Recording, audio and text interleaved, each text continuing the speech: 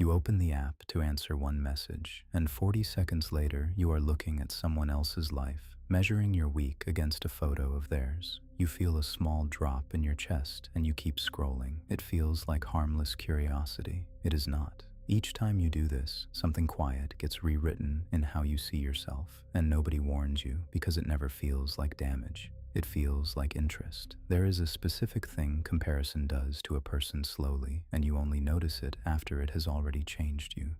Start with what you actually do. You post something you were proud of, then you watch how it lands compared to someone else's.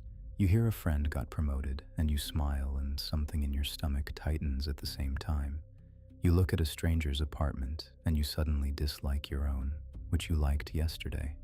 Nothing outside you changed. Only the reference point moved. That is the first move, and it is easy to miss. Comparison does not attack you directly. It just quietly changes the number you are measuring against. Yesterday, your work was good. Today, the same work is behind. You did nothing worse. You simply saw someone ahead, and your own standards slid up to meet theirs without your permission. Do that enough times, and it stops being about them. This is the part people get wrong. They think the problem is the other person, the one who has more. It is not the other person. It is what repeated comparison trains inside you. You start living with a permanent sense that you are slightly behind, and you carry it into rooms where nobody is competing with you at all. Watch how it shows up. A man does good work, real work, and he cannot enjoy it, because before he is finished feeling proud, he is already scanning for who did it faster. His pleasure has a half-life of about 3 seconds. Then the measuring starts.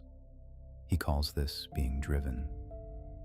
Underneath most of what looks like ambition here is an old feeling of not being enough, wearing better clothes. And here you might tell yourself the answer is to just stop comparing, to look away, to focus on your own path.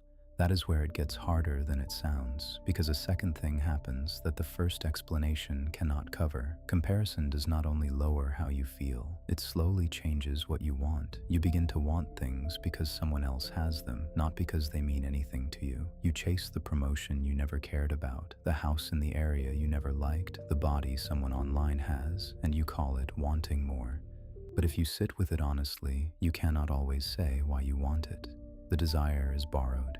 You took it from watching, and now it runs your choices. This is the quiet corruption. Not that you feel worse, but that you slowly stop knowing what is actually yours. Your goals get set by whoever you happened to be looking at that month.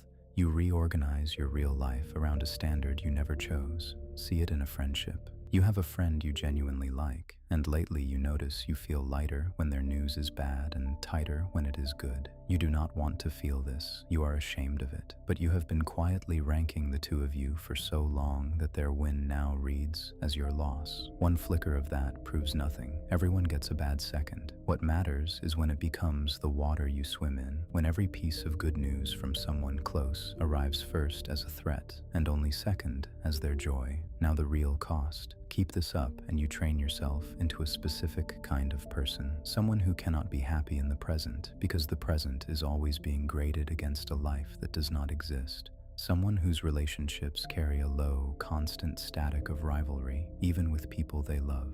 You do not lose everything at once. You lose the ability to feel that anything you have is enough while it is happening before it is gone. And the cruelest part is what you become to yourself.